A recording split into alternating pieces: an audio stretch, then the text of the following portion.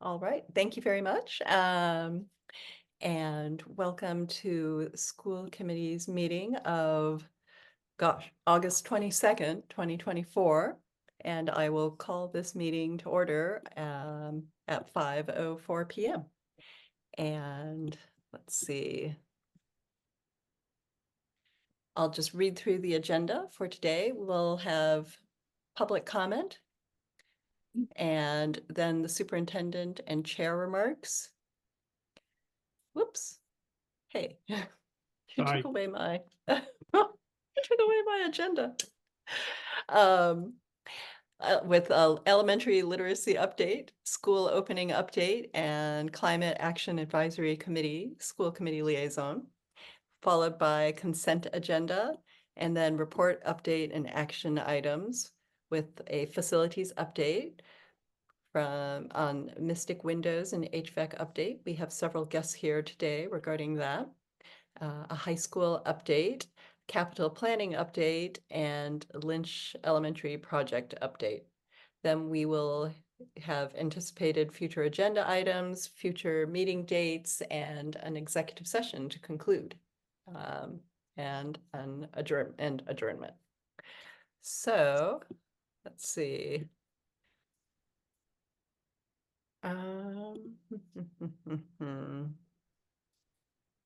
Oh goodness, you know what? I cannot see. Let's see.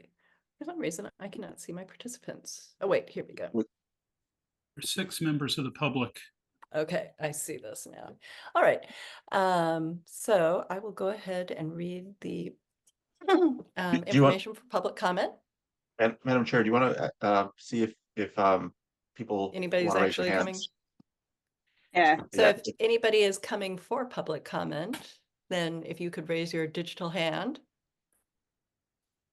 Okay. Okay, we do have a few.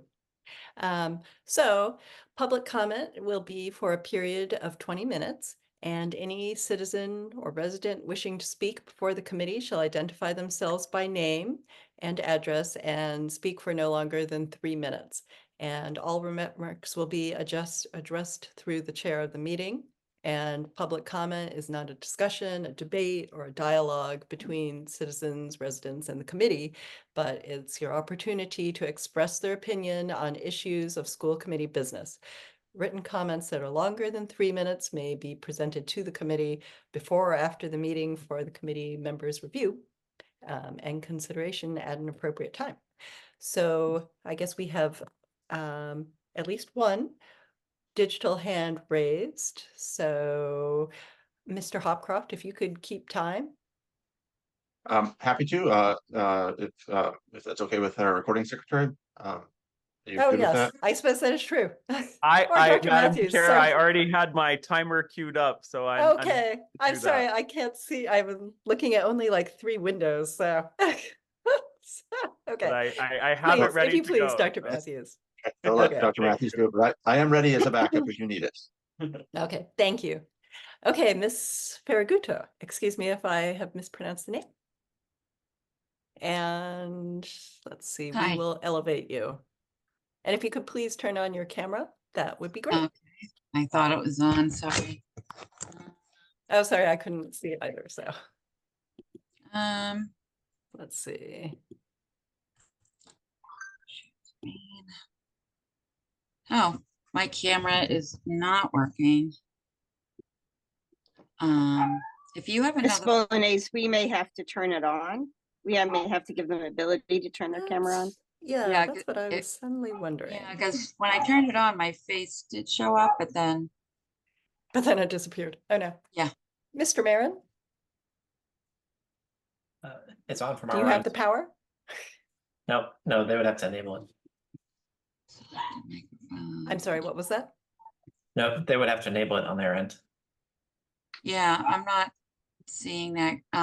Do you have somebody else you can go to and I can, or is it just me? Laura Tureen has her hand raised, Madam Okay. Chair. Oh, hi. Okay, I will see if I can fix this in the meantime. Oh, okay. All right, we'll start with Ms. Turin and Ms. Tetzel, perhaps. So, okay. Unmute. All right, we're elevating All right. Laura Turin. Hello, it's And if you could Laura. turn on your camera, that would be So great. I was just gonna say, there's no option for my camera. There's just audio. Mr. Marin, we've elevated them right into the room. You know what? I allowed them to talk, so that's on me.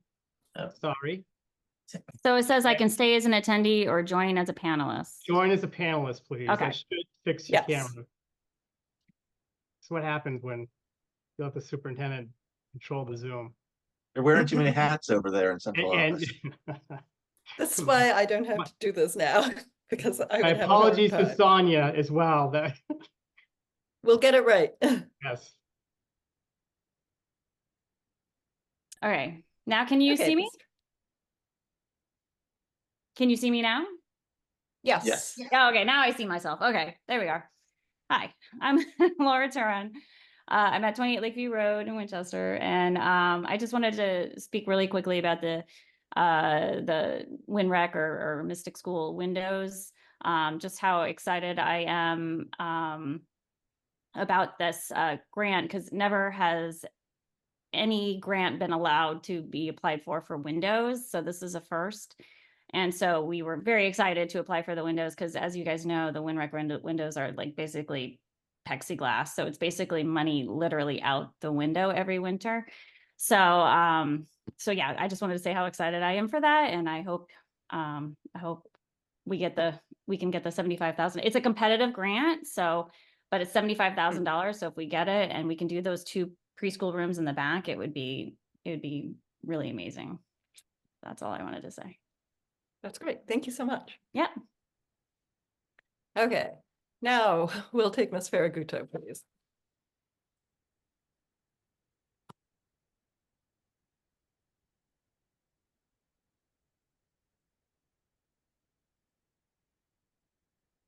You have I been. think we need- There we go. Yep, she's been promoted. She's on her way.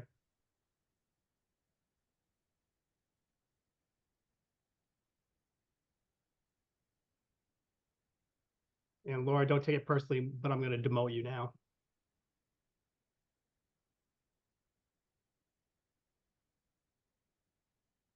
Does Miss Farraguto know to also join as a panelist? She is with us as a panelist now.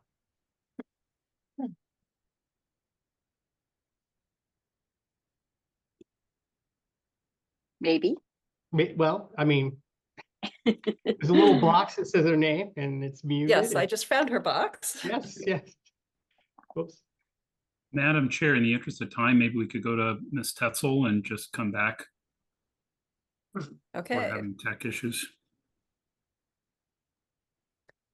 Dr. Hackett, could you elevate She has been- Ms. Tetzel? She's been allowed to elevate.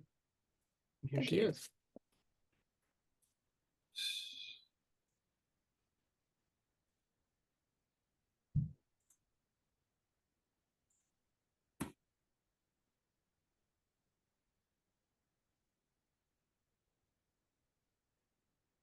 Ms. Tetzel, you are Ms. Tetzel. unmuted, so we should Yeah, be I able to see hear you. that. Again, the camera.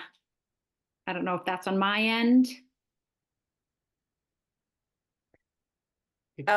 When you, Should be now because you're. Oh, you are wonderful.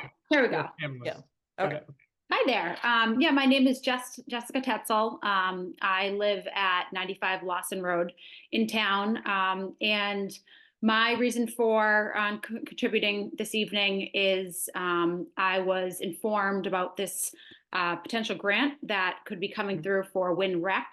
And as a parent of 2 kids in the Kid Connection program, I was really excited about it.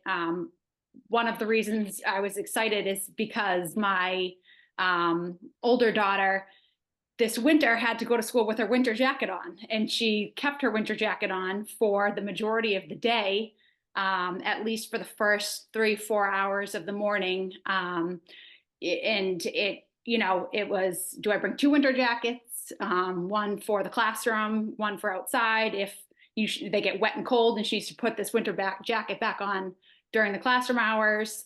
And I have my second daughter will be up and coming inside one of those classrooms also. And oh goodness gracious, of course, right?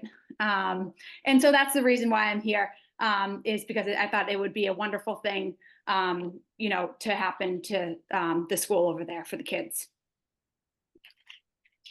Great. Thank you. Thank you for your input. We appreciate it.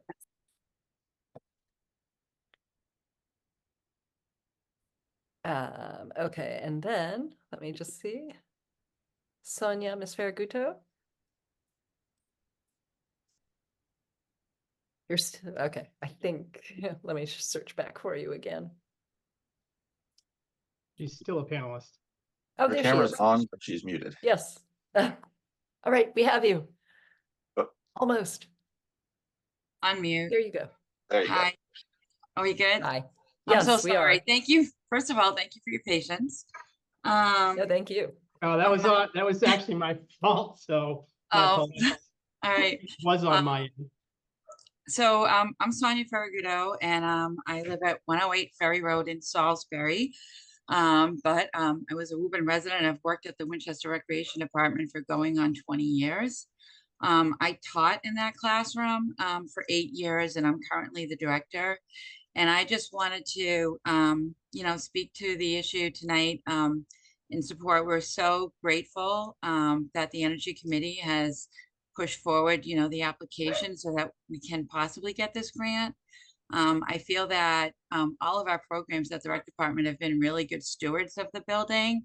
There's been so many great improvements. Those 2 rooms are always cold, even before our major heating issues. They were always on the cooler side because of the nature of the fact that it's just like plexiglass windows. And so I feel that, even if whatever happens with the heating, I know we're working on that. But in the meantime, having like real windows in those classrooms will make those classrooms more efficient and keep the heat in the building.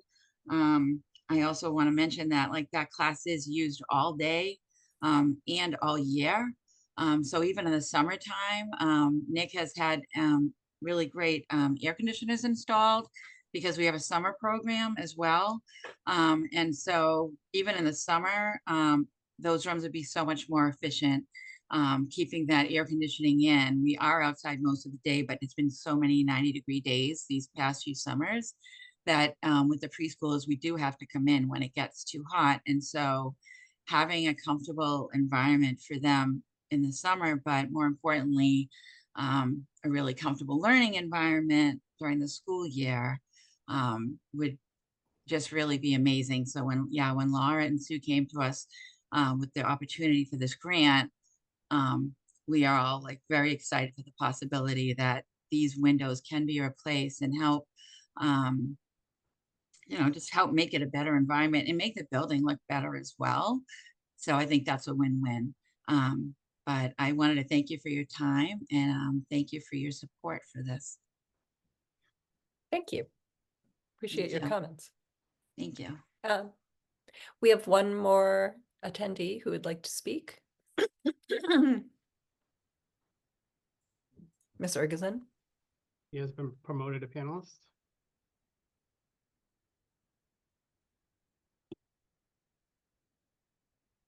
Oh, could you unmute yourself, please? Thank you. Good evening, everyone. Thank you so much for accepting us and giving us the opportunity. I'm also here for the WinRec window replacement. We are new in Winchester. We moved to 50 Ellen Road at the beginning of July, and we have been so happy with our move. It's been one of the best decisions as a family for us. And our daughter will be starting at WinRec this September, which we are looking forward to that. And when I saw this grant, even though we don't have any prior experience with the school yet, I was also very excited about this opportunity. It will be good for the energy conservation, and also it will allow our little ones to have even more pleasant time while they're there. So thank you so much for your consideration and time. Thank you, and welcome to Winchester. Thank you. Okay, with that, I see no more hands raised. I confirm, I So see with that too. Thank you for confirming that. I appreciate it. So I will close public comment at this time. And with the committee's permission, I would like to take the Mystic Windows and HVAC update out of, or before any of the other remarks. So there's like a little nod of consensus, which I can't really see efficiently on my windows. I'm seeing nods and Yes. thumbs up. That's I'm- awesome. I'm okay with that, and if we get through it quickly enough, might ask some of our distinguished guests to stick around for some of the school building stuff that follows that too. Great, thank you. All right, so we will move to Mystic Windows and HVAC update. And let me just see, so we're welcoming a number of guests for this, including Nick Kacholfi from WinRec and Beth Rudolph, our from the town, and then also Pete Lawson and Ken Pruitt and our select board chair, Michelle Pryor. And let me just see. I think as our public commenters had alluded to, we do, and as Ms. Rudolph had written to us, or actually I believe it was Mr. Pruitt and Mr. Lawson, a grant from the Federal Energy Efficiency and Conservation Block grant has come available. And it's a one-time federal grant opportunity that's usually given to larger communities, but this is a one-time chance when smaller communities have been allowed to apply for this grant. So as I understand it, the application was due August 16th and that has been sent in. So if you would like to give us an update on that, please do so. Thank you.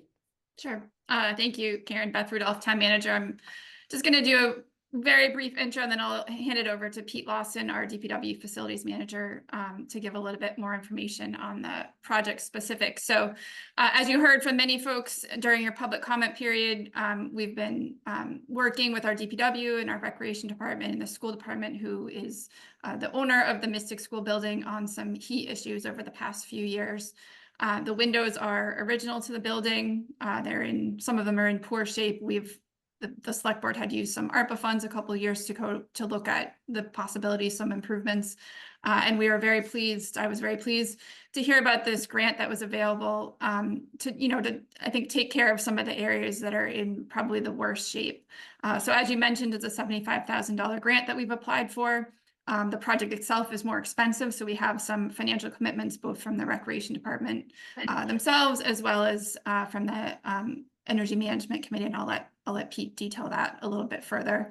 As you mentioned, the grant was due on the 16th, and just because we didn't want to miss that deadline, we did sign it and submit it pending the school committee's vote as the owner of the building that you support the project. And if you are not in agreement about this grant application going forward, we would contact the state to withdraw our application. So with that, I'll turn it over to Pete and he can give you a little bit more information about the specifics.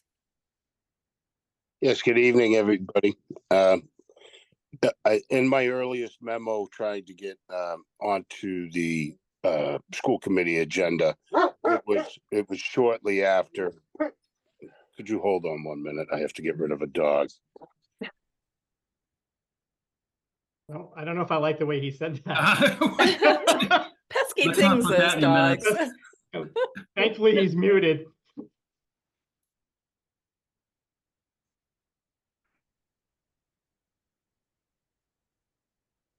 Very sorry about that. He No had worries. disappeared and appeared right then. So, So, getting back to the project that we're looking at now, when I first sent out the memo, it was just landing on us, and we hope to get in to meet with you before the 16th when it had to be signed. So that memo hadn't been had time to flush out some of the project because I hadn't seen any detail on concern about asbestos caulking in the windows and the actual detail of the windows themselves. But since then, I did send an email, and we are taking the removal of the windows themselves out of the contractor's hands, and I would be the one to run that project as we do our standard abatement, and that cost came out of the proposal from the utility incentive program, but added to our total cost for it. This is an area that when we have talked in the past about the supplemental heat project, it was a concern because this area wasn't one of the rooms that would be addressed with that. And whenever we spoke about it, I talked about, a potential window project there. Unfortunately, it has come fast, and as Laura and everyone has explained, the windows have such a long payback.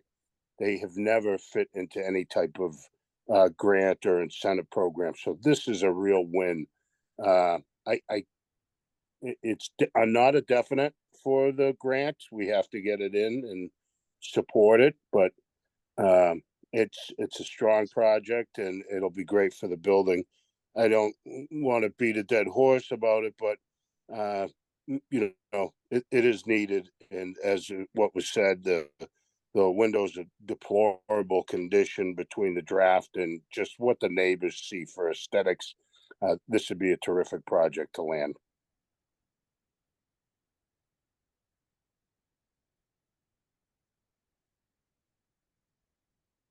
Any other comments from Mr. Kacholfi or from Mr. Pruitt or Ms. Pryor?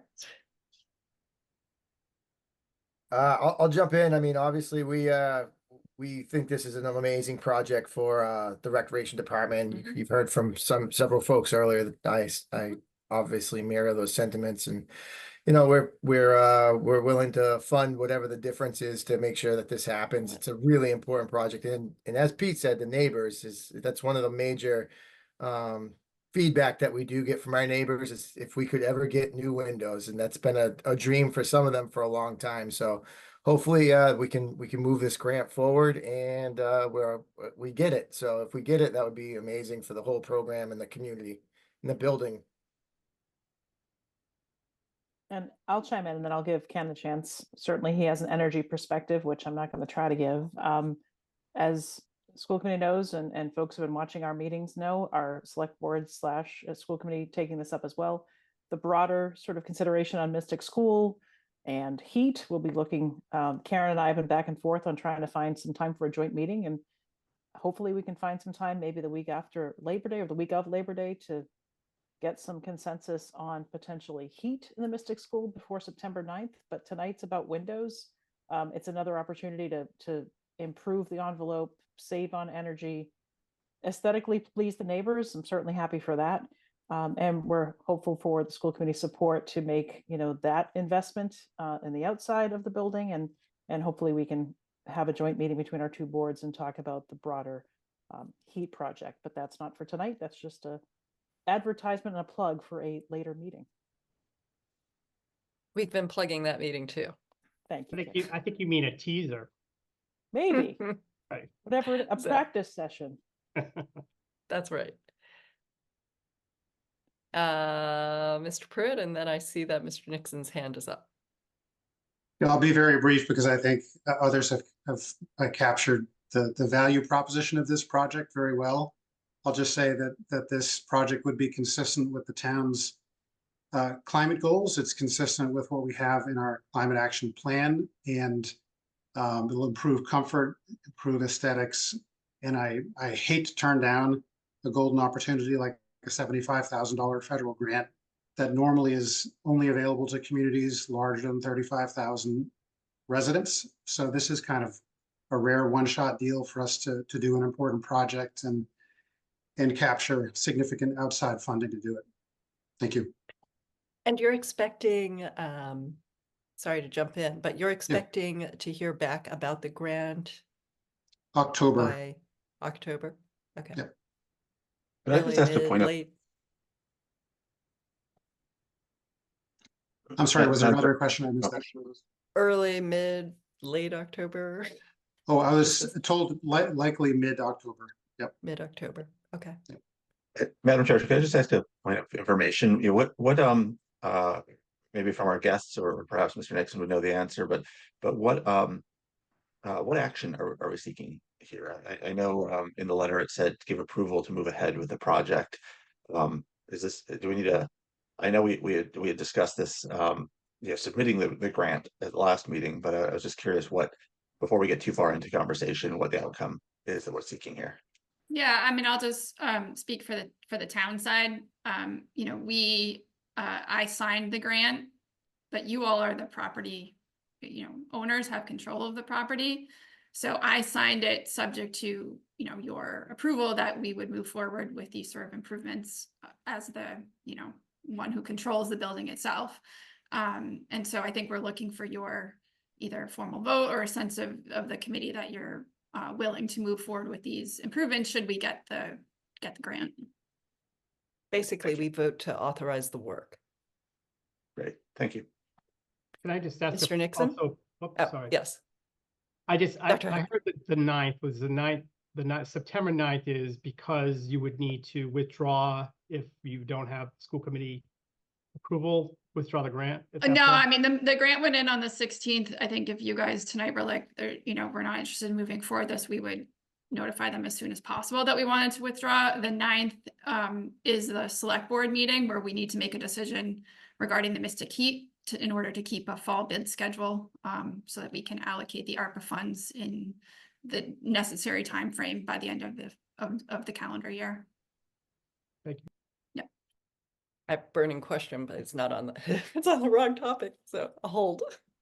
Mr. Nixon. Thank you. So I'm very supportive of moving forward. I'm glad you guys have found the grant. I don't have any issues with the project, but I do have some, this won't surprise Pete or Beth, but I mean, I do have some questions about the weeds and the means and methods. And I think I'd raised a question early on around abatement. I mean, we do have we've got lead paint. We've got, I presume we have some asbestos there. I'm sure Pete's got some HERA reports that list where areas are hot. And if you've kind of reviewed the details of this proposal, it looks to me, maybe Pete can confirm, we're leaving in place above that steel lintel, the glass block, whether it's intact or broken, we're sort of covering that with a metal panel.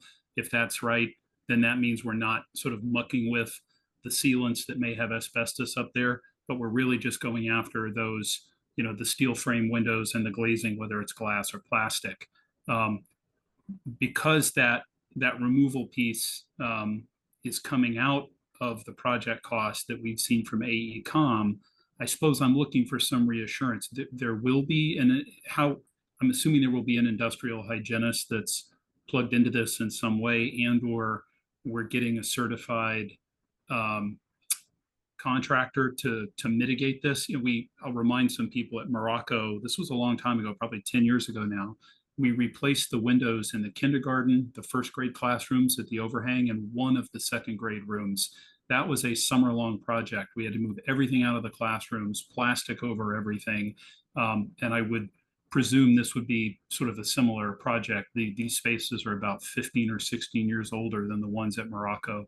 So perhaps Pete, could address that. I mean, families obviously rely on this building year round, not just during the school year, because Nick does have programming there during the summer. So it doesn't really affect the school year programming that we typically talk about with Dr. Hackett, but we do have kids in the building year round. So perhaps Beth, if you or Pete could just speak to how what's the plan for the hazardous materials for this? Well, as I said at the beginning, that was not in their proposal, and I pulled it out. I am the LEA for the town, and we take care of those things very rigidly through state rules. I have already got quotes to asbestos certified removal company, and a hygienist on board. As I said at the beginning, the cost for the removal of the windows came out of the proposal from the incentive group, and The costs are in the project costs that we're talking about that are being divided up. So it's going to be handled just like that project that was done at Morocco. It'll be done under containment as an abatement in coordination with the window installer, and the section above will be clad with aluminum and considered encapsulated. Yeah, all of that stuff has been tested, was tested in the earlier review of the windows. So if there's any other hazardous material like lead, paint, that'll all be handled under containment as asbestos, which is the higher grade of removal. So yeah, we're on board with what needs to be done.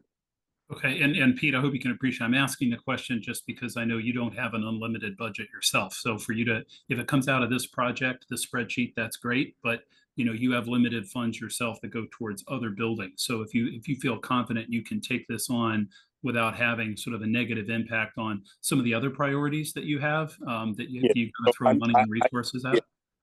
I had sent out the breakdown of this, so I don't know if you received it, but the total project, the cost of the project from the utility group is $112,861 and 54 cents.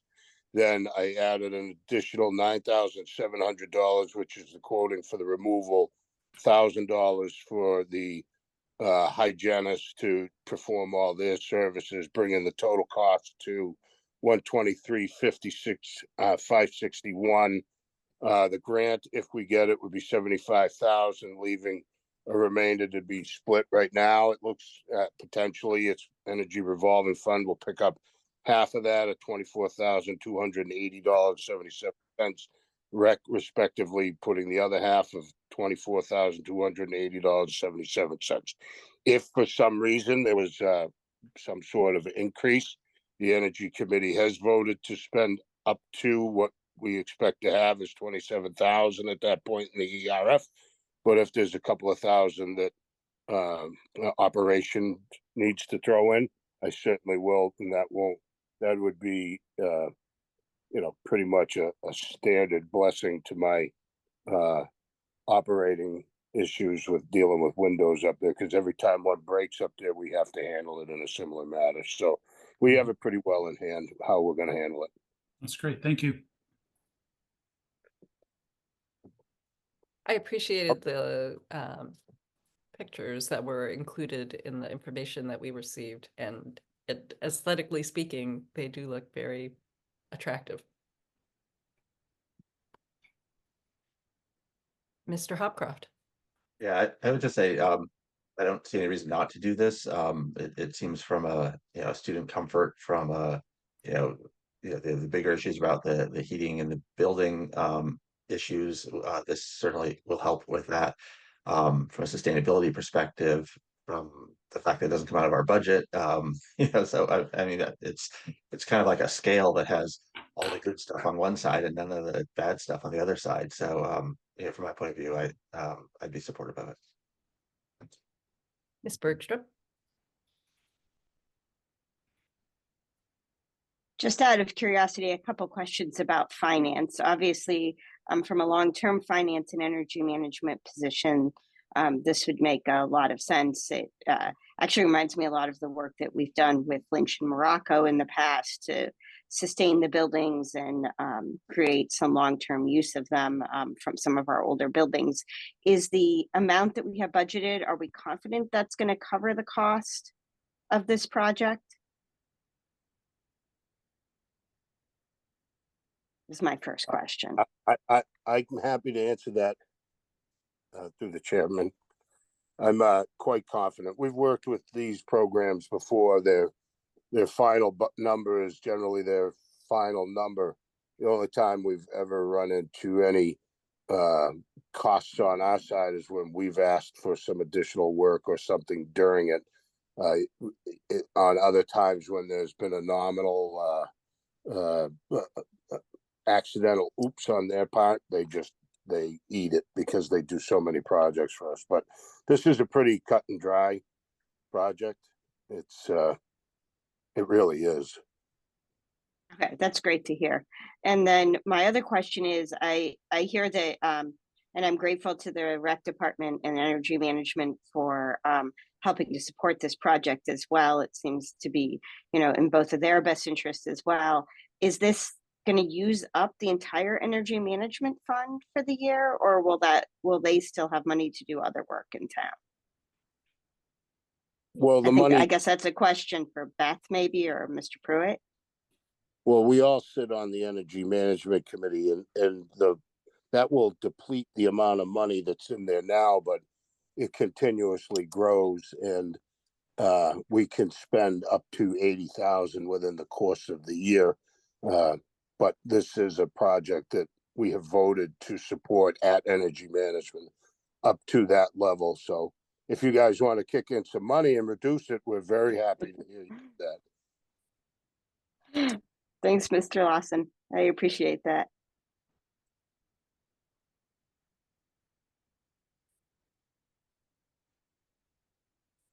Okay. Seeing no further hands or comments. Madam Chair, I'm just happy to say Yes. I support it, and then we can move on. I think we've had a lot of good discussion, so. Yes. So with that, I would accept a motion to authorize the work to be done. So moved. Well, Second. is that an adequate motion, or do we just kind of need to show consensus to move forward? Is that one and the same thing?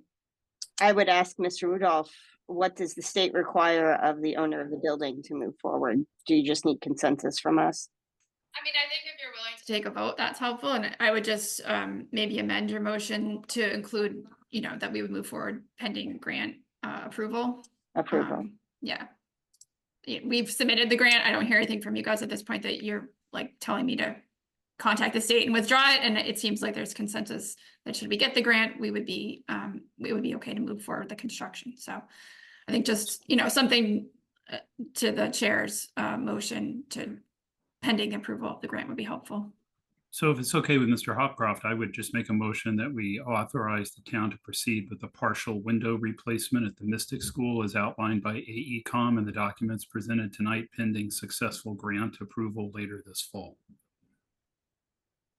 Thanks. And there's Dr. Second. Matthews' motion, but thank you, yes.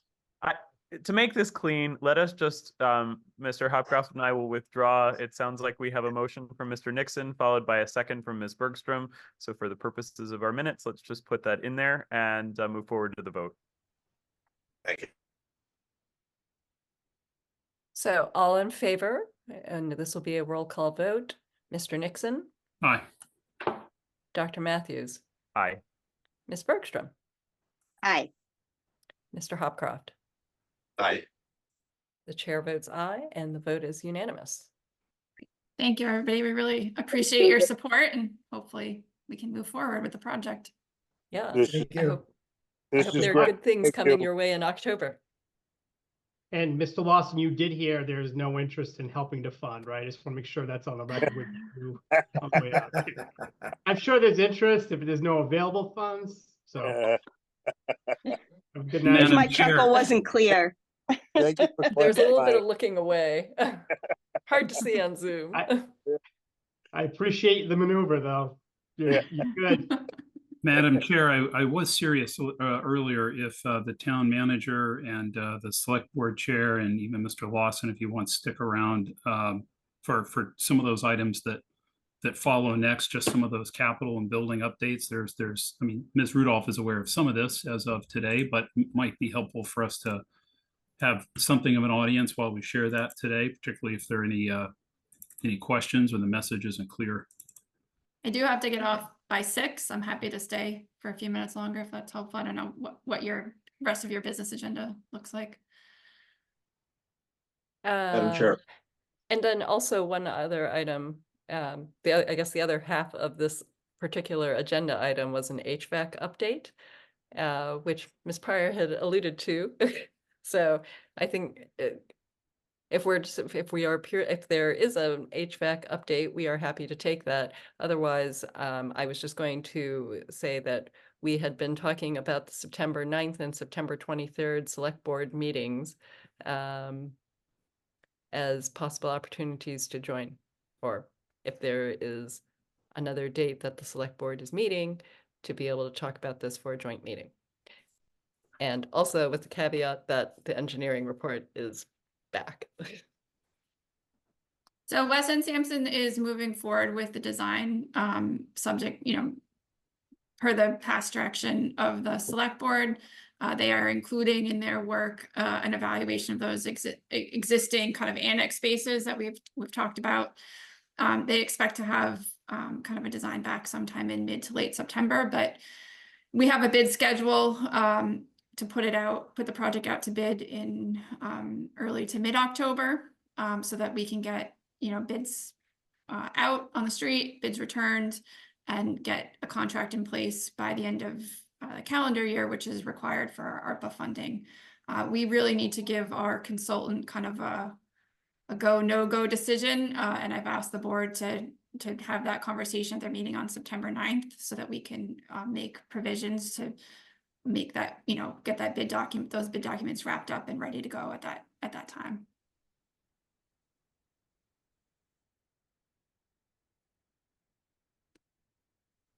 Thanks. But A the clarifying question, Madam Chair. Go right ahead. So I'm pleased we're moving forward on the windows if the grant comes in. And I'm also glad that Weston and Sampson, Beth, that their scope has been expanded a little to kind of look at those upper level spaces that were built in 1950. They really have been chronically cold. At the select board meeting on January 8th, in your meeting with DPW and with Nick, there was, I think, an understanding that if there was some hope at the time we might be able to do something for Mystic Heat this summer of 24, which of course, didn't happen. And the understanding was if we were not going to do something in the summer of 24, we would have to move forward with some sort of smaller scale supplemental heat project. I'm raising this only because I think it'd be good to kind of establish for the record. It seems to me that we're no longer really going that direction, right? I mean, the window certainly will help for any conductive heat loss. So fingers crossed on the windows. You've kind of expanded Weston and Sampson's scope. The hope is when they come back in the fall, we'll have a better sense of what that is and our ability to, to tackle that, advocate for it, fund it, and go. Is that fair? I want to be clear. There's not some other sort of supplemental heat project that's in some stage of development for those upper level spaces. So they're moving forward with the same design that we've kind of had conversations about over the past several months. I think we had a meeting with several folks to talk about the design that they put together. They had a memo, maybe like May, June timeframe, where they had put that together. The board has discussed that several times and has authorized us to move forward with that option through to design. Based on the conversations that we had over the summer, we've also asked them to expand and look at kind of the annex area where we've heard that there, were heating issues. That project is unlikely to expand the construction of the supplemental heating system. It's likely that area will be maintained on the existing steam heating system. And they are looking at ways to improve efficiency and operation of that. Barring that, I think they will look at alternatives, but that is still very much in the design phases. And it's likely that should there be construction required as part for the work in that annex area, that would be done as an addendum to the bid documents that go out in October, just because the timeline of these things are not kind of lining up in terms of the need to progress the heat pump project, part of the project through design. Obviously, when we were given the direction from the board earlier, the beginning of 2024 to move forward with the design, we were all, trying to move this forward as quickly as possible. And that's what we've done. And obviously these things take a long time. And to be honest, there's a lot of discussion at several board meetings over the summer that, led to the schedule that we're on right now. We've all discussed, there's issues with Eversource in terms of acquiring transformers. We have to get a new transformer as part of the project. So what we're trying to do is get the project out to bid, get somebody on board, and then be able to, execute the project as quickly as possible, knowing that there are those those delays. And, you know, we are interested in reaching out to Eversource to start those conversations about the transformer and, you know, to put in a work order, but those things require some cash on the table to have those conversations and start those orders. And so I don't want to do that until I know that we have a project. So we're really trying to move this forward as quickly as possible. And that's kind of the schedule we're on at this point. Okay, and I appreciate that. And then just my follow-up is, Beth, if the idea of, if there is some scope for those annex spaces, given that you're expecting to hear about it in October, I believe the rules with ARPA is that you and the board, you have to commit those funds before the end of December, then you have to spend them before the end of the next December. 2026. 2026, thank you. 2 years after they're committed. Is there, and this question might even be just as much to Michelle Pryor, is there some expectation or hope or thought that that supplemental work might be funded through ARPA, or is it just too early to know because you guys will need to really see and understand the scope and the cost? I don't think The latter. I don't think we know enough about what will be proposed Too at this early. point to know what the cost may be. It may just be that there's some things we can do operationally to improve it, or some other things that we can do that wouldn't require a bid, set a bid that we can work with, you know, our existing HVAC contractors and other folks that Pete regularly works with. So we just don't know at this point what the scope of that will be. Okay, well, I think it'd be great to not just keep the school committee informed, but capital planning as well. You know, if we have to look outside ARPA to find some dollars for something, if there's some low hanging fruit to increase the efficiency of heat up there.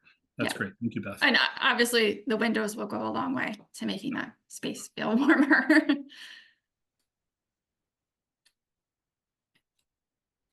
Okay, any further comment on the topic? Otherwise, Michelle then, or Ms. Pryor, we can put our heads back together now that we're all Yes. back in town Yeah, let's do. We're about gonna have getting to the take that committees offline. together. Yep. Yes, sounds good. Great, thank you. We had also talked about just doing the update on the high school at this point. So if the committee is in consensus, we could go ahead with that. I'd love to jump in on that, and I'll actually ask Beth Rudolph to, you know, maybe finish a couple of sentences when I get to the gym part. But on the high school concrete, let me start there. So we got some good news. So first of all, we had, as the school committee, and I believe Ms. Pryor is aware, we did a couple of test mock-ups for a surface applied corrosion inhibitor where we have the spalling and delamination of the concrete in the crawl spaces of the high school. This is due to the carbonation down there. There were 2 products that were applied. We got our first set of lab results on one product a couple of weeks ago. The results were actually not good. The product did not penetrate to the depth that the engineer was looking for.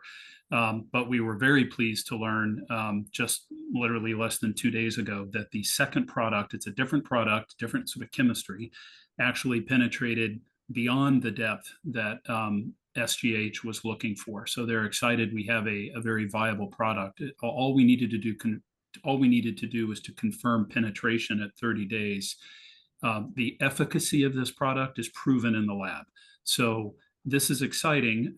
There are, to remind everybody, we've got 2 issues at the high school. So we have concrete deterioration that you see from below in the crawl space. That's the carbonation. We have, in some very limited areas, topside buckling of the floor materials. This is actually contamination from chlorides, so salts, which may actually have gone back to the original construction in 1970. From a construction cost point of view, it's around $600,000 to do the surface applied corrosion inhibitor. It's around $300,000 to do that topside repair. Those are just rough approximations. So think 1/3 topside, 2/3 below, but that's just construction costs. So the engineer and Meg White and I spent some time reviewing maybe 5-6 weeks ago those early estimates, and we put in all sorts of contingencies, actually worked with Chris Conway as well to think about the finished materials that were necessary. So we kind of scaled up that 900,000 to this working number of 1.2 million that I think you all are familiar with. The Capital Planning Committee, and I'm stealing some thunder for later tonight, Capital Planning Committee has completed its 2nd round of ranking. The repair and remediation of the high school concrete is a top priority. And I think Mr. McPeak will be sharing that, Michelle, with the board very soon. Our working number has been $1.2 million. Our engineer, the report just came in yesterday. We'll certainly make that available to the school committee. We're going to be meeting as an EFPBC the Monday after Labor Day. We'll get an actual presentation from the engineer. It is on our agenda this coming Monday, the 26th. We're not going to get into a whole lot of detail other than to acknowledge we've received the report. We're going to accept written questions from the EFPBC by the end of the week, next week. We'll pass those along to the engineer. And then I expect that we'll make great progress when she's with us again. Then I think it's on September 9th. We've got some work to do then to really scope this project out. We want to be very confident that 1.2 is the right number and that it's not 1.25. Perhaps it's 1.1. So we need to have these conversations, but it's a relief to know that we have an effective product. And now we've got some work to do to really scope this out. I'm certainly pleased that the Capital Planning Committee sees this as a priority as well. So that's really my report on the high school concrete. You know, you're welcome to watch the EFPBC meeting on Monday and in particular on the 9th. Michelle and Beth, I'm going to be reaching out to Roger in case he wants to join on that meeting as well when we'll have the engineer there. So I'm looking forward to that. I'll pivot then just quickly on the gymnasium project and share, and I can't remember, given the timing of our meetings, if you all were aware of this, we were required for filed subbids for electrical for the gym flooring and reconfiguration due to the value of the work. We had a solid electrical bid that was at or below budget. That was great. We had 4 general contractors ultimately submit a bid on the project. I think that was on August 6th. We had the lowest bid was actually below budget. However, they subsequently retracted their bid. They withdrew their bid. The next lowest bid is above our budget. And we have been able to learn some things, let's say anecdotally, about maybe how this project was received by contractors.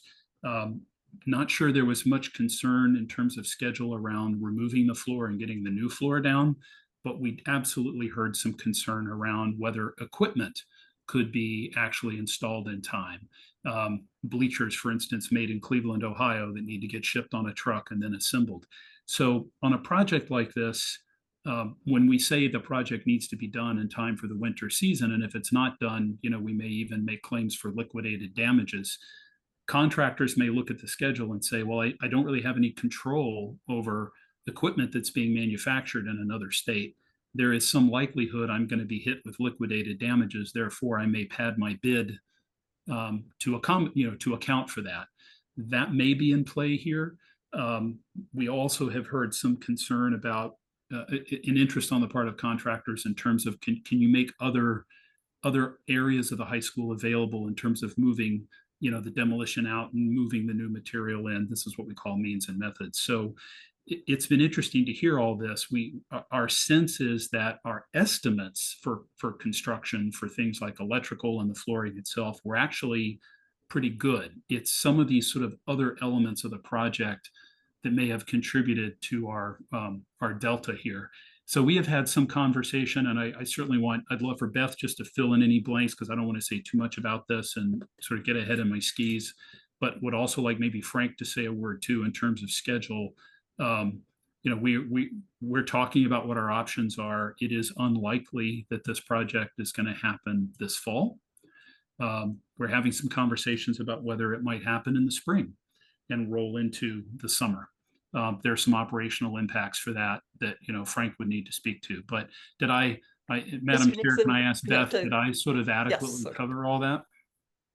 Yeah, no, I think, you know, we had a meeting, a quick meeting this afternoon with the architect from TAPE. And I think, you know, we're evaluating. I don't think they feel like the second low bidder's price is that out of whack, especially if we have to go out to bid again with the same project. It's not like we're going to reduce scope, which usually, you know, would be the only thing that would change people's prices.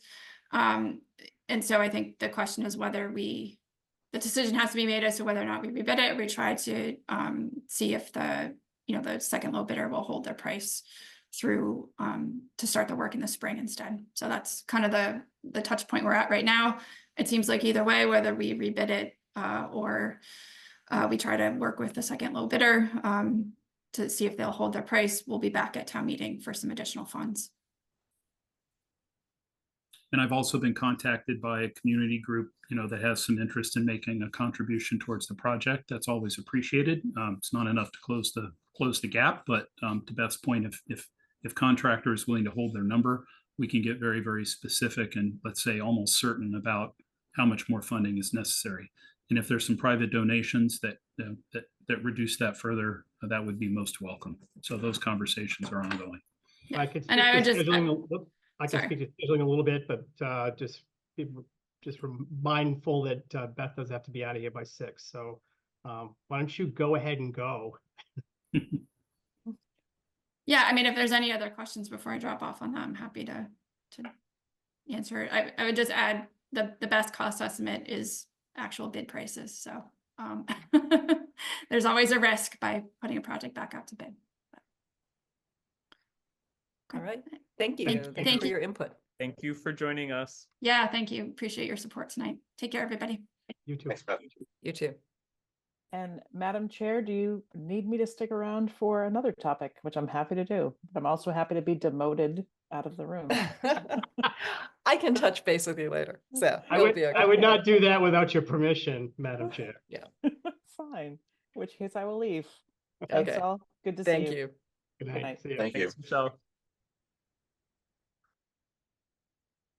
Okay. So was Dr. well, Hackett going to make some comments on this? Just well, I mean, just briefly, that this is obviously a tough project to do during the school year, regardless of whether it's in the fall or it's in the spring. And I think the original schedule was workable. It just becomes a matter of, we get into bad weather and we have PE classes that need to be outside. We get into the spring, it gets a little trickier, especially given that the high school is the gymnasium is a backup for high school graduation. So we would have to figure that out somehow, or just do it in the rain and hand out umbrellas. But I don't think people would appreciate that. So we would just have to really, like we did with the fall, just to make sure we're bringing everyone to the table, from Mr. Mahoney to Mr. Conway, and everybody else and Mr. Aria, to schedule once we know what the schedule would look like. I mean, we want this to happen, so we would make it work. If we're Maybe already there are rain pushing to days. spring, Dr. Hackett, does it make more sense to just push it to summer? It would roll into that, though. That's what we're saying. That would be the one angle we could have, is instead of being that tight summer slammer, you would effectively say to contractors, you can get an early start in the spring. That may have appeal. From a pricing standpoint. From a contracting standpoint, not from a superintendent, where are my kids graduating standpoint. Right. Mr. Nixon, can we not incentivize? Can we start in summer and incentivize a contractor to be done by fall? Mr. Nixon. Great question. I mean, the idea being, so we wouldn't sort of delay the project by 12 months, but maybe like 9 or 10.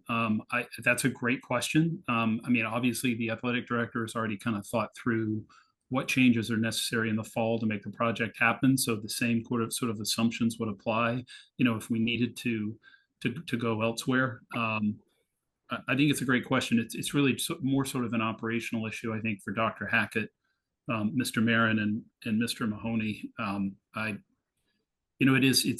Having gone through this process, it is interesting that and perhaps really not all that surprising, that it's really just ordering the equipment and having confidence that it's going to be there on time so it can be installed.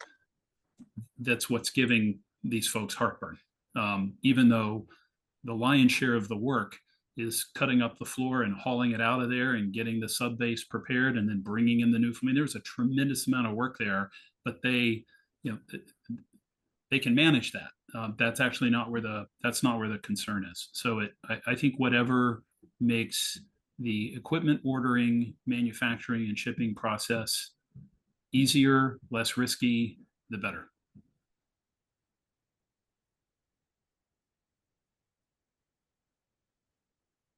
Okay.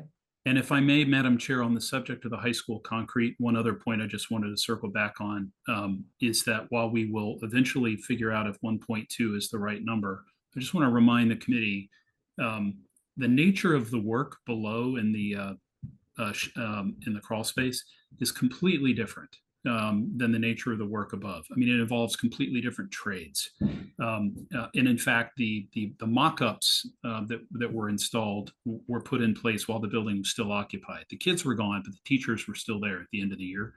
So we've also begun to have some conversation with the engineer and with our own town's engineering and planning department. It may well be that it's one article that seeks the funding, maybe a joint article between capital and the EFPBC, but we may actually want to split this project into two. There may very well be a phase one, which is that crawl space work, because it can be done during the school year with minimal impact to the occupants of the building. The sooner we bid that work, obviously, the less costly it is, versus the topside work is like any other school project. You need people out of the building, you got to move equipment and furnishings out, and then there's some real selective demolition. So that may be where this goes, but those are, topics we'll continue to talk about with the EFPBC over the next maybe 4 to 5 weeks. And we have in our future agenda items, planning for town meeting, so that can also come up. Yes, this will, but in to a be future clear, meeting. this will be a capital article. Given the support from the Capital Planning Committee, the discussion at Capital last night was, though it may be appropriate for it to be a jointly, it may get pulled out as its own article with joint sponsorship with the EFPBC, but that's something that town management wants to talk to the select board about. If that's the route they want to go, I mean, EFPBC would be fine with it. And I would expect then this would be the kind of thing that would be presented. And then the moderator would ask if the school committee has an opinion. And the school committee chair gets up and says, vote for it. So we just have some work to do to kind of articulate what that message looks like. Yes. Again, town meeting planning. So, but thank you. All right. So we can circle back to getting us back onto our agenda, which would be going back to the superintendent and chair remarks. So, Dr. Hackett. Happy to let you go first if you have anything, Madam Chair. Oh, I thought you were going first, but so I can. Well, I mean, mine's probably fairly. Let's see. Okay. Well, I was just going to say that I hope everybody is enjoying the summer in the community. It's been going by really fast, camps and everything. Busy times, I think, in town, and then also behind the scenes in our schools. So I see a lot of road work. Camps are going on with great expectations. Fall sports teams are starting to ramp up, and college visits are happening, and there are lots of back to school supplies being purchased. So, and I think people are, excited and always a little bit worried about getting everything good, getting their fall schedules back together. So let me see. So there is that. And then the only other item that I had was with the Climate Action Advisory Committee. The committee is working, or is advising the select board on the 2020 Climate Action Plan. And they are seeking to become, for Winchester, to become a climate leader community, and are looking for representation from schools, since there are many buildings in town that are school buildings. So I have asked committee members if they are interested, and one member has expressed interest. I raise my hand. I'd be Yes. happy to do it. So, Is this Mr. Pruitt, go ahead. Mr. Pruitt, I could either ask you, or I'll just have Mr. Pruitt take some, or provide some information if you would like to. Sure, happy to do so. And thanks for considering this request from the Climate Action Advisory Committee. I'm actually not a member of that committee, but I attend all the meetings, work closely with committee members.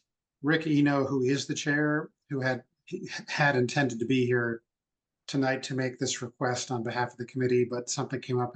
He asked me if I would bring it up since I was already going to be here for the Mystic discussion. And essentially, the committee would like to have more of a sort of designated liaison with the school committee to discuss all things climate action plan as they relate to the schools. And so this would not be a voting member of the committee. This would be strictly a designation by the school committee for someone to be your liaison to climate action. Climate action would love to have someone designated for that purpose. They would be welcome to attend any or all meetings, but no particular requirement for amount of time spent. Just really a designated person for Rick and the rest of the committee to have as their go-to person from school committee. Mr. Nixon, I see you have your hand up. Well, I did, and I don't want this to get too clunky. This is technically not under like school committee debate. I guess it's under chair and superintendent remarks. I appreciate the interest, Mr. Pruitt, but the observation I wanted to make to the school committee is the Climate Action Advisory Committee was created by the Select Board. It reports back to the Select Board. I believe once, if not twice, over the years, that the membership has actually been tweaked a little bit when it needed to be. And I feel strongly that if the Climate Action Advisory Committee feels it needs some change in membership, even if it's for a liaison, that really is a conversation they should have with the Select Board, that the Select Board should be on board with that. I'd feel better if, our chair had a conversation with the chair of the Select Board about it. I think it's an interesting opportunity. I would suggest that with some other boards and committees, the board liaison sometimes gets thrown around and it can become a little squishy in terms of what that role, really means. I personally would welcome some conversation around maybe having a school committee member, actually a member of the Climate Action Advisory Committee, Ken, because the information that I think the chair shared with us, there was a note that having a liaison is a way to qualify for some grants, but you don't really have to go to meetings. And to me, then I sort of question what's the value of it, because there is important stuff that you're talking about. And as we recognize in the Climate Action Plan, our institutional buildings make such a contribution towards greenhouse gases, among other things. So I feel like it would be more appropriate for there to be some conversation with the Select Board. And if there's strong interest on the part of the school committee in having a role, could we perhaps talk about actually being a member of this committee so that we actually have representation that is a part of the conversation and actually does have a vote? Ms. Bergstrom. And then Mr. Hopcroft. I totally hear and respect what you're saying, Mr. Nixon. Tonight, I don't see this any different than the liaisons that we send to PISC meetings or other meetings throughout town. And I think it serves to increase communication between climate action and the school committee. And since Mr. Hopcroft's willing to do it, I support the chair, Mr. Hopcroft, and moving forward and just naming Mr. Hopcroft as liaison for now. And I just suggest that the chair and Mr. Hopcroft work with Mr. Pruitt for your suggestion moving forward in the future. But I think it's a simple item tonight to just designate Mr. Hopcroft as the point person as the communication to that.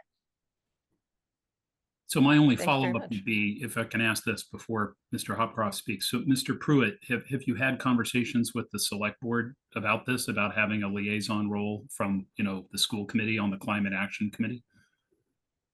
So just to clarify, I'm in a staff position. I'm actually not a member of the Climate Action Advisory Committee. I realize you're a messenger here. Yeah. Yeah. I'm just a messenger here tonight. Right.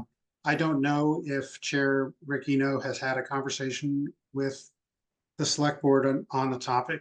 I think I do know from the conversations that have happened at Climate Action that I think the committee a number of committee members actually expressed that they would be happy to have an actual full voting member on the committee who also was on the school committee, just for even that higher level of work back and forth. But I think the concern is that the school committee has such a heavy workload that I think it was viewed as potentially unlikely that we would find someone willing to really attend all or most meetings while also attending school committee meetings. But these are just snippets of the conversation. I don't think it went really further beyond that. I think this was sort of viewed as a simple way just to have a designated person to talk to. But I think the committee would be open to whatever you want to do, whatever the school committee wants to do. I think there's flexibility there. Mr. Hopcroft? Yeah, so I appreciate Mr. Nixon's aspirations for the role and for for having a voting role on the Climate Action Advisory Committee, and I do appreciate that. At the same time, Ms. Bergstrom makes a really good point. Yeah, and I worry that we risk sort of overcomplicating this. That let's take one step at a time. I'm happy to, obviously I like to carry the sustainability torch around here, and I think it would be beneficial for the committee to have more communication, more insight into the town's activities around climate and sustainability. And I think over time we can certainly look into whether there's a greater role that we can have, an actual appointment. But what I'm hearing is in the near term, if we want to go for a climate leader designation and receive more funding in town for some of the projects that are important to this area, that having some sort of liaison, with this first step is an important piece of that. So it helps the town achieve some of its goals and reduce some of the financial burdens on moving forward more sustainably. As I say, I'm happy to do it. Happy to consider if we were to get to a point where the select board wanted to have a seat for the school committee, I'd have to evaluate how much work that is. But at this point, I think let's just get started. Again, I'm happy to do it, and I'm happy to have follow-up conversations, or Rick, or Ken, whoever whoever should be having the conversations, with the select board about a future role. I think sure let's find out more information about what they think about that. But in the near term, I do feel some urgency around sustainability and moving, at least engaging in this way, one step at a time. So those are my thoughts. Thank you very much. Dr. Matthews, and then I had just quickly, do we need a vote on this, Madam Chair? No, it's an appointment from the chair. Okay, so I was I just wanted to see if we needed to take a vote, but oh no. I'm fully supportive of having Mr. Hopcroft work with the Climate Action Advisory Committee. I think that's great that he volunteered to do that. I know it's something, a cause that's close to his own heart, so just wanted to voice my support. I do, as share some of Mr. Nixon's concerns about sort of volunteer activity appointments and how boards serve on one another. But I think at this time it makes total sense. I just want to remind folks that I was going through the meeting minutes from some of our earlier summer meetings, and I was reminded at the really important role that some of these folks can provide. Dr. Vernalia from the planning board was our liaison and came over to talk to us about potential of a curb cut on school property and sort of what the issues that he saw raised on that. And so I think sort of having that more informal liaison role can be really helpful. And that's all I had to say. Thanks. Thank you. And I personally believe that it's important just to, as Ms. Bergstrom was saying, keep the lines of communication open and and keep that hat in the community. Dr. Hackett? I just was thinking that this might be kind of a good overall topic for policy subcommittee, because I do think, and this is with all respect to every other committee in town, it's a little different. Obviously, it's because it's part of the from the select board. But I know your schedules pretty well for the most part, except when you take surprise vacations that you didn't tell me about. But I don't know how you have any additional time, first of all. And it's always, and present conversation excluded, but you are going to be and always are, people like to have your FaceTime with you. They like to have the school committee have some kind of representation on whatever it is that committee that they are doing or work that they're doing. And so I think it might be just worth a kind of a conversation around policy to kind of maybe even define what's a liaison versus what's actual, voting membership, what are the responsibilities of a liaison. And I'm sure that Mr. Hopcroft will have a long tenure on the school committee and probably reach a silver anniversary at some point. But I'm not sure that everybody on the committee who might be here 10, 15 years from now will be as interested in some of the things that you might get asked as a committee to be involved in. So I just respectfully just want to make that point. I think this is a little different, but it does, I think, worth the conversation about how you manage this moving forward. And may Mr. I just Nixon? pile on that, Madam Chair? So I appreciate everything Dr. Hackett just said. It's sort of why I brought up the select board at the outset. This is a committee that they created. They have made changes to it, I believe, twice. And I think if one is to create a liaison role, I think the select board, they need to be aware of it. And there should be some understanding about what that role is and what the expectations are. It just gets back to the sort of expectation around communication. Mr. Nixon, I will have that conversation with them. So, but I think respectfully, we would just go ahead with making the appointment today to have Mr. Hopcroft serve as a liaison, and then I will work with Ms. Pryor from the select board just to iron out the parameters of this. Let's say thank you. Okay. And we'll try to be communicative. And to the extent I'm not, please feel free to share additional insights. But I will, strive to start to define what the liaison to this committee can be, and we can have another conversation in parallel over time. But thank you. Thank you. Thank you for your willingness. And I just have one request, Mr. Hopcroft. If there's a conversation that has to be had around solar panels on any particular building at any point in time, please keep me out of it. I got worn out last time. So thank you. It's now a trigger for me. I actually get a little sweaty and. Will do. And I would also just take issue with the notion that people wouldn't want to be actively involved in sustainability 20 years from now as well. It should be even more so. I thought we'd have it all figured out by then. So there you go. With Mr. Pruitt leading the way for us. So thank you. Thank you so much, Mr. Pruitt, for sticking around. We appreciate it. Yep. Thank you. Have a good night. Okay. You too. All right. I'm throwing it back to you, Dr. Hackett. Well, thank you, Madam Chair. I don't know how I follow that, but I'll do the best I can. So we are ready for parents to send us their children. I'm sure some parents are particularly ready for us to receive them. We would ask that you just slow down before you pull up in front of the school to let them out. So the buildings are looking great. Actually, I've got DPW, the custodians here are working around my door, trying to figure out how to let me work in my office and not wax me in. So they've just been so accommodating, and they always do such a great job. We do have, and we'll have a communication going out to parents and one to staff. Staff will be the first one.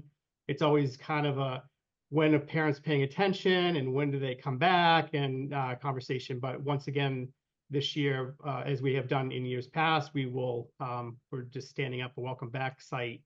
And I'll just share it with you quickly. So as we've done, we try to put everything that's important all in one place for the beginning of the year, and then we push it out through Parent Square, but the quick links will be there for calendar, for start times, and then various other pieces of information that are pertinent and important for parents as we start the school year. So that will be going out soon. We've had a ton of professional development going on, and Dr. Alanema has been she's been busy. Every day is blocked. Every time I try to get an appointment, there's a differentiation course happening, or some other professional development. Is just loads of it, as there is every single year in the participation. I don't want to put you on the spot unexpectedly, Dr. Elma, but I would say it's safe to say that the participation has been very strong, as it usually is.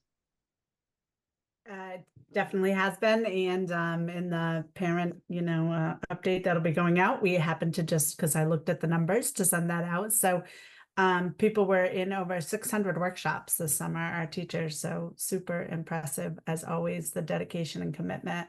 That's in addition to their curriculum work, the department work. It's and people are in setting up classrooms and trying to apply new things. So as always, it's been busy and awesome in the summer.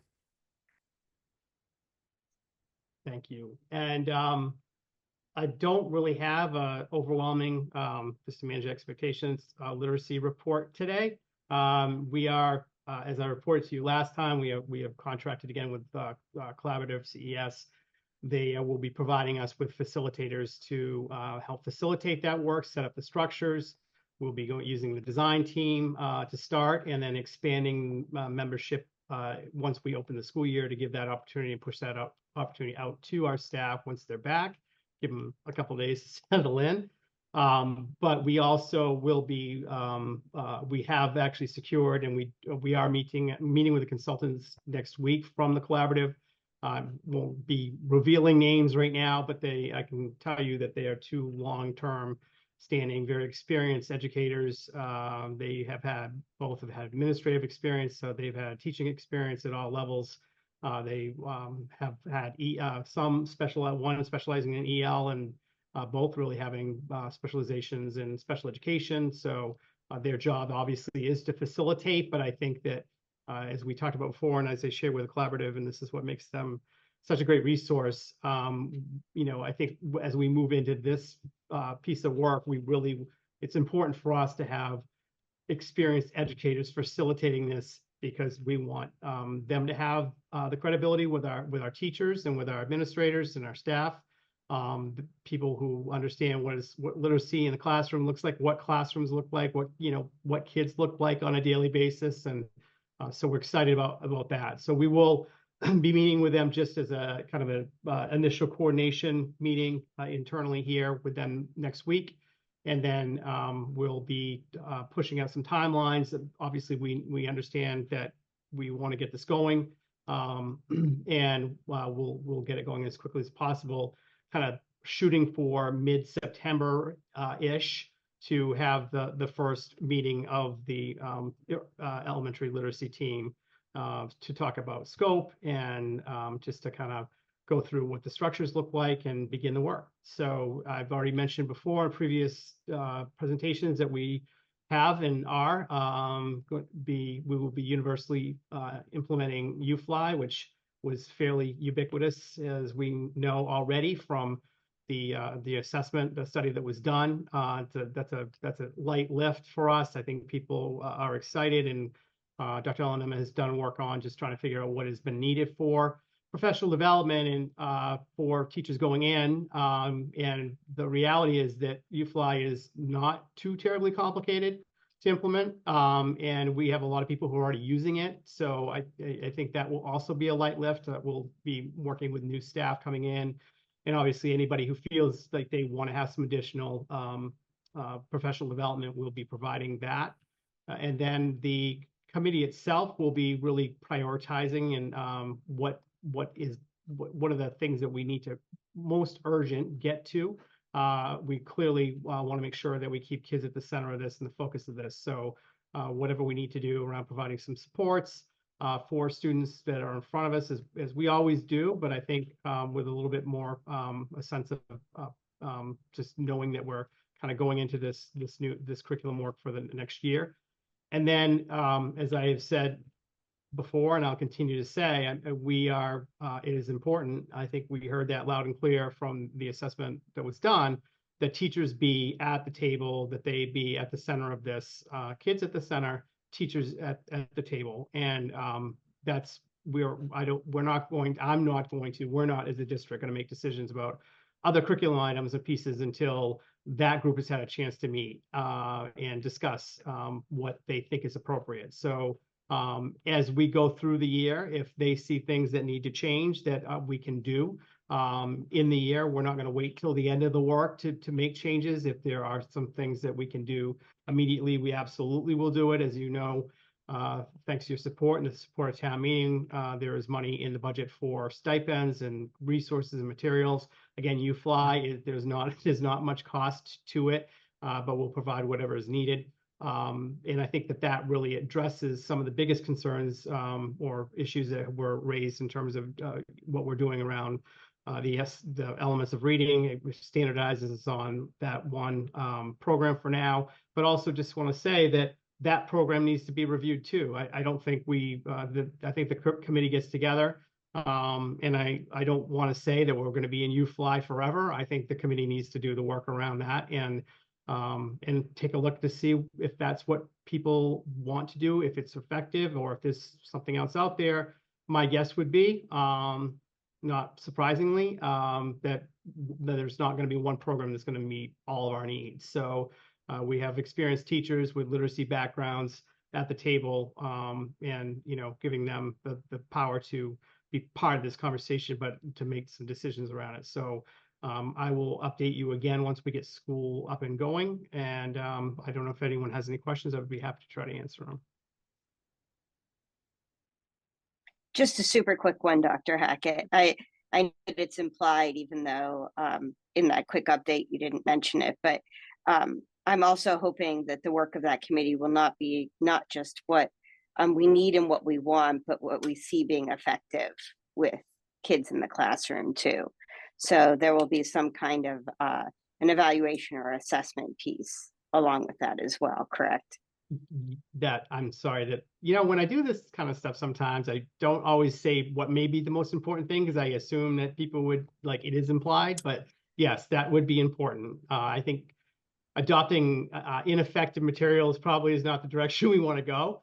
So absolutely. And, and there may be some piloting that might get done this year, depending on the direction of the committee. But again, I just want to emphasize that it is the committee that I'm looking to provide us that information.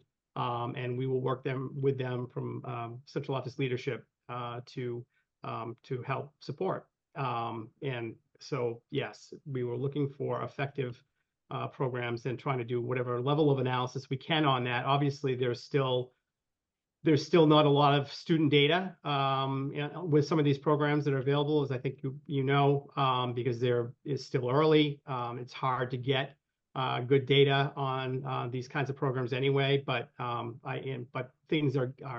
we are seeing more information over time that I think if we had made a decision to adopt something 2 or 3 years ago, I don't know that it would have been the right decision at this point, because things have kind of fallen off. I think the entire conversation has shifted a little bit in terms of people understanding, and I feel that strongly from the design team and talking to the people on it, from parents to educators, that I think people understand that there's no one program that's going to do it. But I think what we are focused on is making sure that we are all generally headed west, and that we are providing foundational programming that is in common, but also not taking away our more experienced teachers and ability to also explore other things. In the end, we want to make sure that our teachers are having what they need to do what their students in front of them do, and we don't want to get away from that. And but yeah, I mean, that review will be a big part of the work of the committee. Can I just chime in and say, because I just want to react to one thing you said, if we had adopted something a year or two ago, and there were suggestions even around U-Fly, and I think it's great that we're standardizing and, catching some low-hanging fruit there. But I think the real value of this is going to be the process, and it's the things that we don't know yet. And so, I think yeah, I feel good about where we are. I don't feel good about where we are, but I feel good about where we're going. And so, yeah, I'm looking forward to it. Yeah, I mean, I'm willing to go so far as to say I feel good about where we are, because I think that UFly does meet one of the major essential issues and items that were identified. I think getting people, like you said, in at the table and the process, which will be ongoing, is important and critical. We have CES on board, so you know, we will. I think we're in as good a shape as we can be. I just remind everyone that kids, you know, we still have very good teachers who have for years taught kids how to read.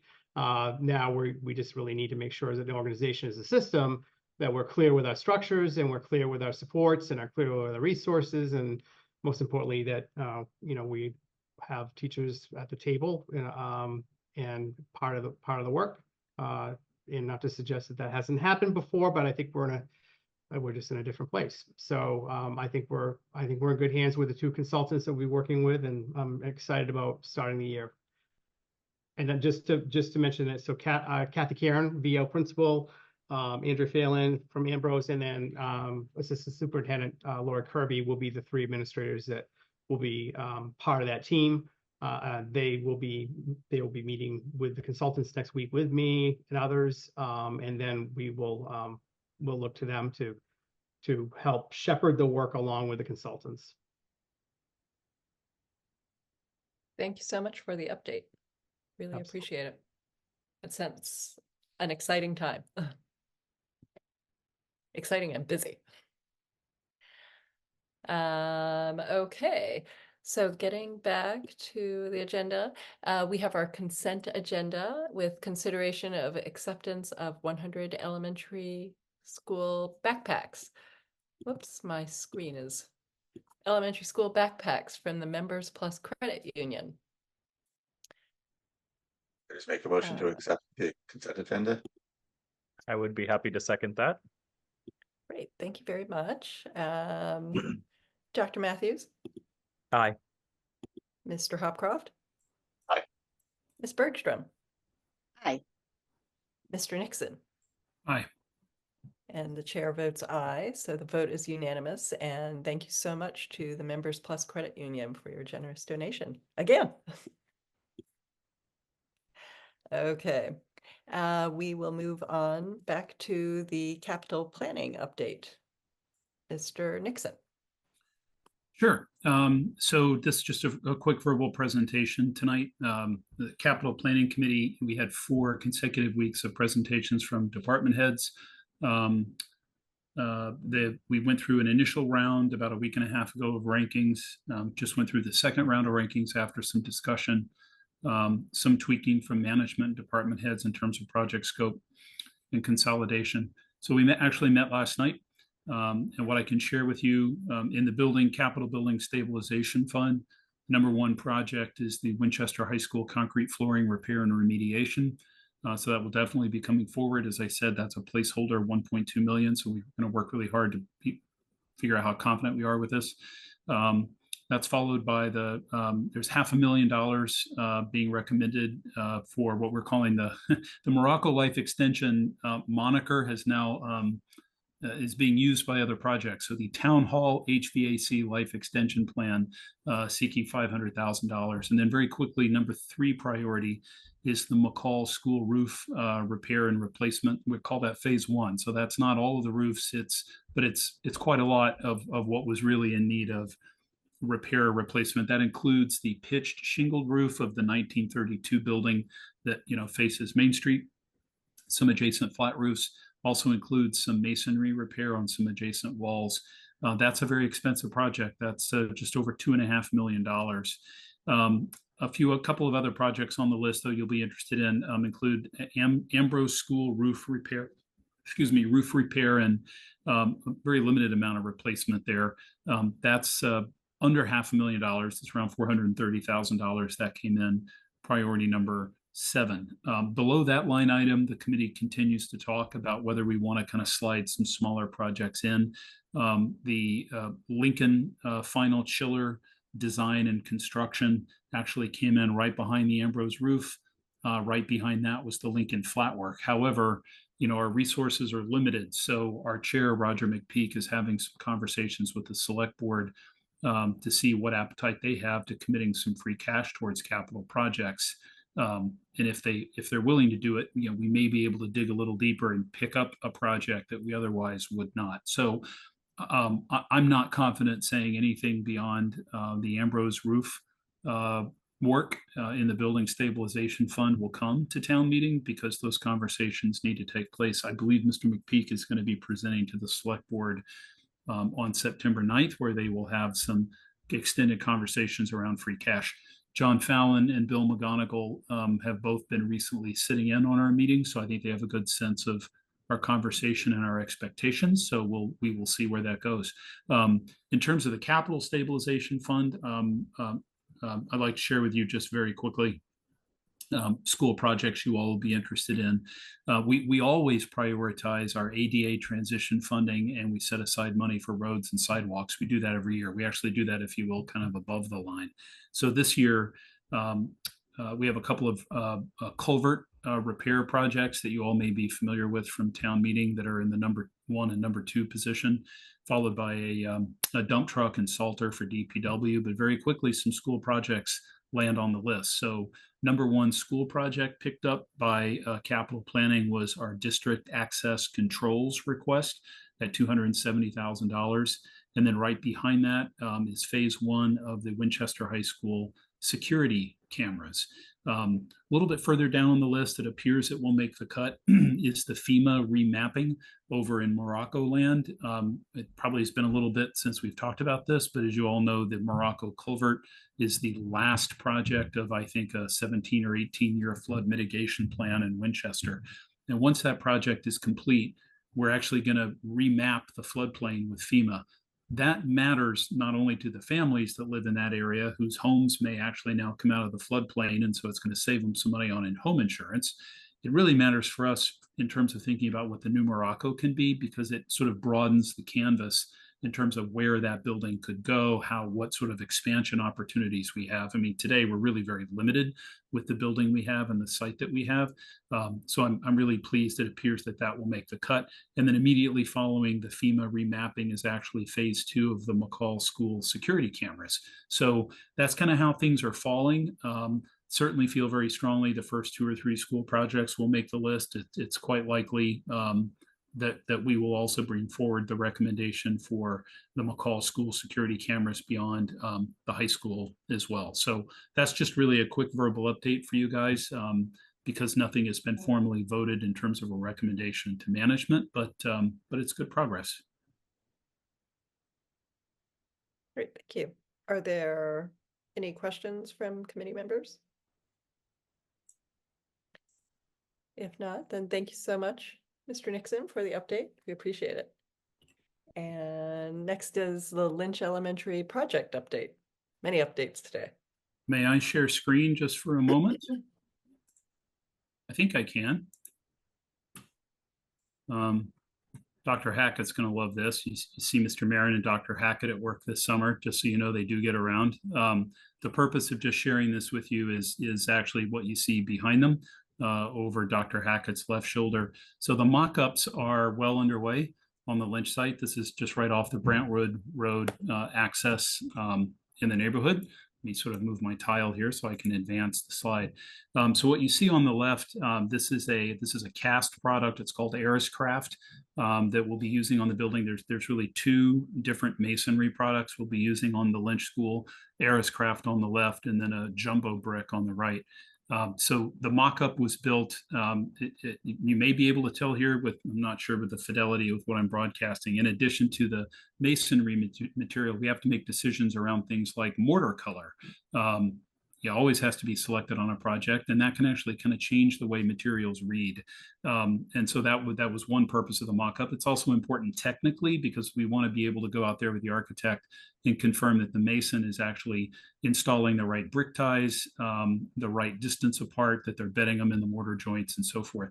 So it's good that we're seeing some progress here. So if you haven't stopped by, I would encourage you to do that. there's some things obviously missing. So we're going to do a what we call a punched window here on the left on the Ariscraft mock-up. The glazing, the windows and frames are not going to arrive until October. We'll be putting some curtain wall in the mock-up here on the right. And the right will also see some of that phenolic panel. So this is the panel, we have it in Winchester at the Vincent Owen Elementary School. At VO, it's the panel that kind of looks like wood, but it's really not. It's literally like a photograph of wood behind a resin, and it's mechanically fastened. So we have some phenolic panel on the project as well. This image might actually suit the purpose. I don't know if you can tell. Just notice how aesthetically the brick down here in the bottom third should look to you very different than the brick at the top. So there's a mortar color in the top third, there's a mortar color in the middle, there's a mortar color at the bottom, and it really kind of changes the way unit masonry reads. The point I will just make is this is not traditional nominal size brick. It's what we call jumbo brick. The brick is literally larger, and that has a sort of it plays some tricks on the mind. It can help make large projects feel a little bit smaller because our brains sort of think a brick is a certain size. So this is a slightly larger brick meant to sort of fool the eye. And it's a pretty good trick. It generally works. And I think we do have some jumbo brick in Winchester as well. So anyway, I just want to share that with you. If you haven't yet had the opportunity to check out the mock-up, please do. It'll start evolving in October when we'll get some windows in, we'll get some phenolic panel, we'll get some metal panel in as well. The concrete, I think, Dr. Hackett or Mr. Marin, I think we have finished all the concrete. I know all the concrete on deck is done. Have we finished the last concrete pour on grade? I think we have. No, just in the A wing. Okay. They finalized that. So they work from the top down. They put in a corrugated metal decking on top of the steel framing that some of you saw at the topping out. So all the upper levels are all done in terms of poured concrete. The last level they pour is the bottom level, primarily because you've got a vapor barrier that needs to be put down, which is important. But of course, we also have utilities that have to come up through the slab. So we have water supply, we have sewer, we have some electrical stubs that have to come up. So that's pretty fussy work. And it also obviously has to be coordinated to within, half an inch, because if you've got penetrations that are coming up, those are supposed to be coming up literally within the cavity of a wall. So there's just a lot of kind of detailed measurements and field surveying that goes on to be sure everything's right, because you get it in place and then you pour the concrete and it's done. If you have to move something, now you're bringing out diamond tipped saws and you're having to cut concrete. Nobody wants to do that. So although the glass is arriving on site a bit later than we had hoped, our OPM tells us the overall project schedule is not affected. Nothing appears to be putting substantial completion in jeopardy. And then I would ask if either Mr. Marin or Dr. Hackett could just say a word about the ongoing FF&E meetings. That's a package yet to be put together. Maybe you could just talk a little bit about kind of what that is and kind of the input we're getting from folks in the district. Dr. Hackett, want me to take that? Yep. All you, Mr. Marin. Okay, sure. Yeah, so I've had a few meetings with TAPE, as well as TAPE has had a few meetings last spring with our kind of school team on site, and they'll be returning in September with some examples of furniture that they selected regarding chairs and tables, different materials for the in-classroom and kind of office furniture. And then I also met this morning with TAPE and our consultants around security and technology to review kind of our list that we kind of gave them 18 months ago. And then we'll be reviewing that with the teams on our end, with hope of going up to purchase that this fall. We have a couple more things to clarify with the school building team to send off. But we're getting pretty close to making those recommendations, and it's becoming real. So it's good. I had a couple. I had a comment and a question, I guess. The first is a comment on the. It's very interesting to hear the order of how they deploy the concrete. It strikes me that by starting with the top floor and working your way down, you also don't have the risk of spilling concrete on a beautifully poured slab on a lower floor on your way up. So I wonder if there's a practicality to that as well. My question though was for you, Mr. Nixon, about I was curious when we think we might have the building fully enclosed and what other sort of major visible milestones the community might I know some people ask me that question and I'm like, by winter? So, I don't know.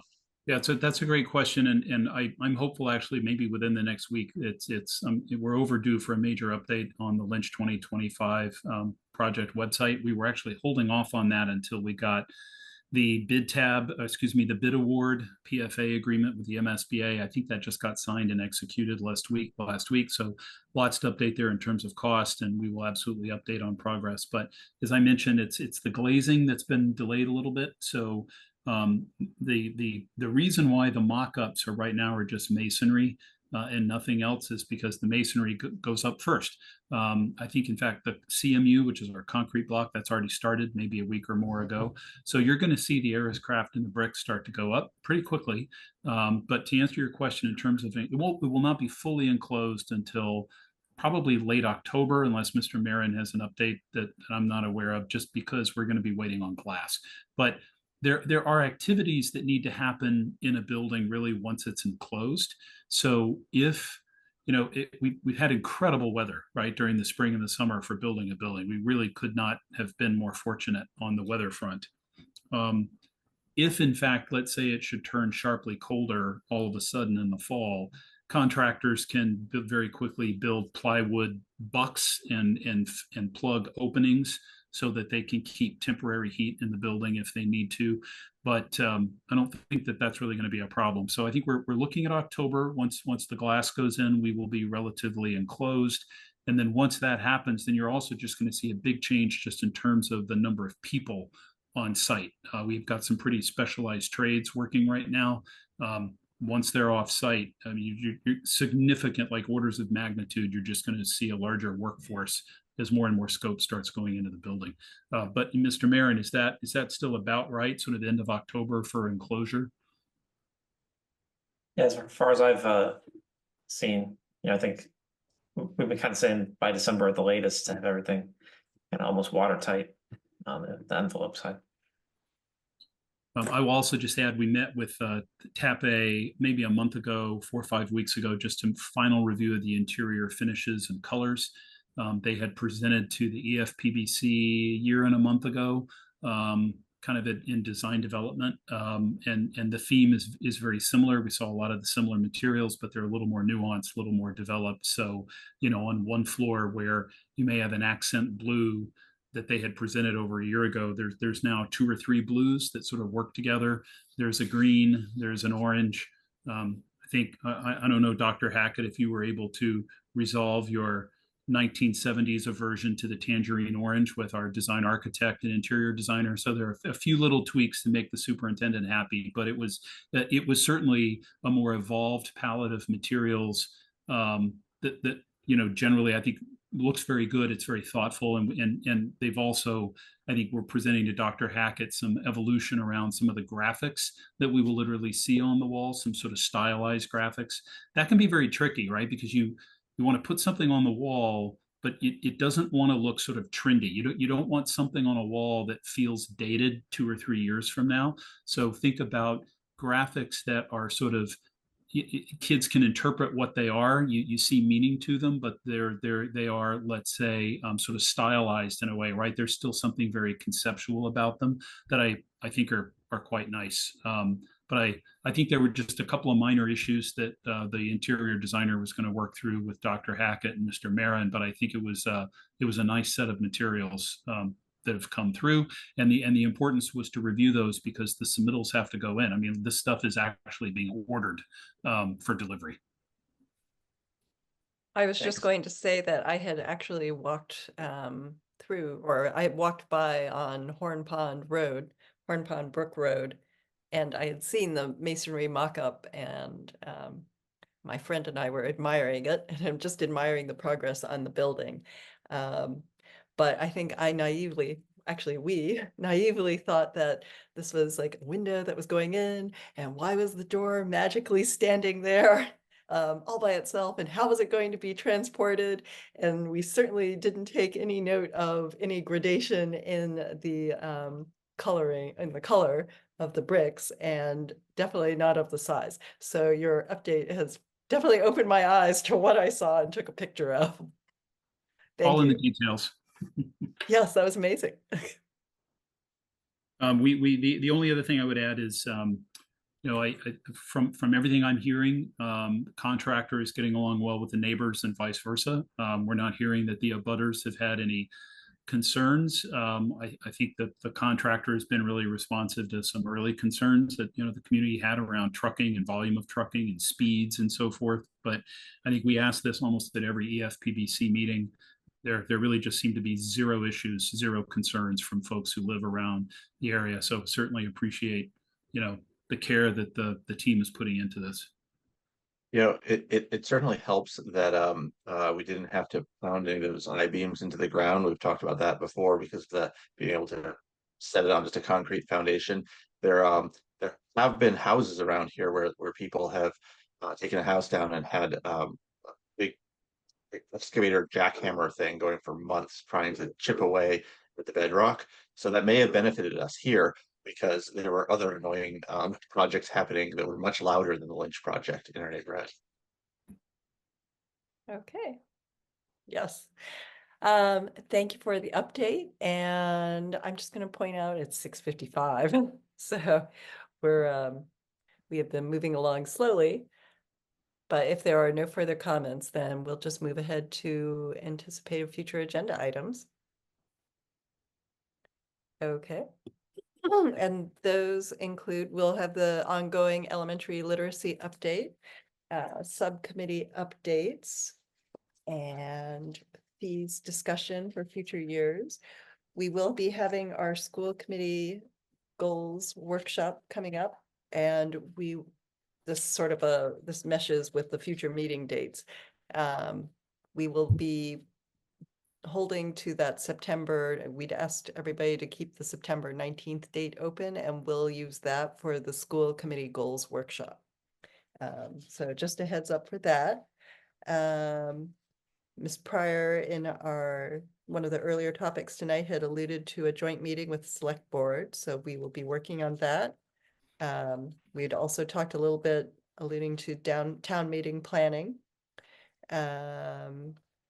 Mr. Marin is preparing or has prepared our FY26 budget development calendar, so we'll be bringing that to the committee at a upcoming meeting.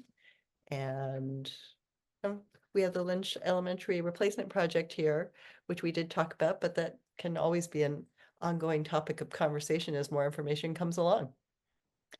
Are there any other topics that committee members have percolating? And I would just say, there had been a request earlier in the spring, summer for just having some heads up on other school committee related meetings.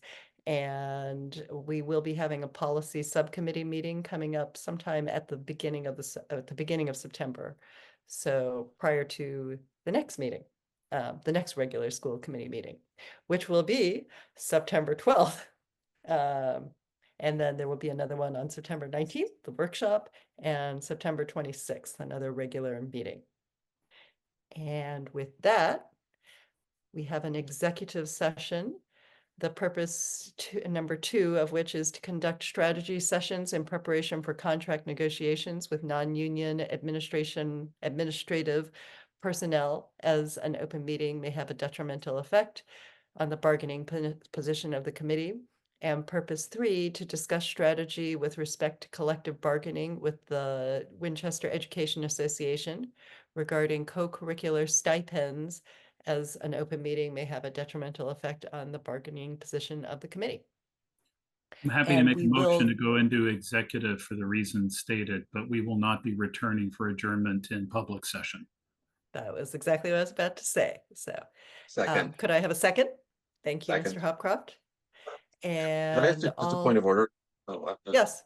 It could be after the vote, but are we gonna have a link sent to us or Yes. has it already been sent to us? Mr. Marin generally sends us that link. Mr. in Mayor real will send a time. link. We don't like to send it ahead of time because then you get all confused. And that's, That's true. with all due respect, I I've just didn't been want to end, confused before. I just including didn't want to me. end this. I wanted to know where I was going before we ended here, Yeah. but I didn't mean to interrupt the That's thought. always a good idea. I'll I never don't see- forget I that. don't- It was I it was don't my seem to first have anything meeting. yet.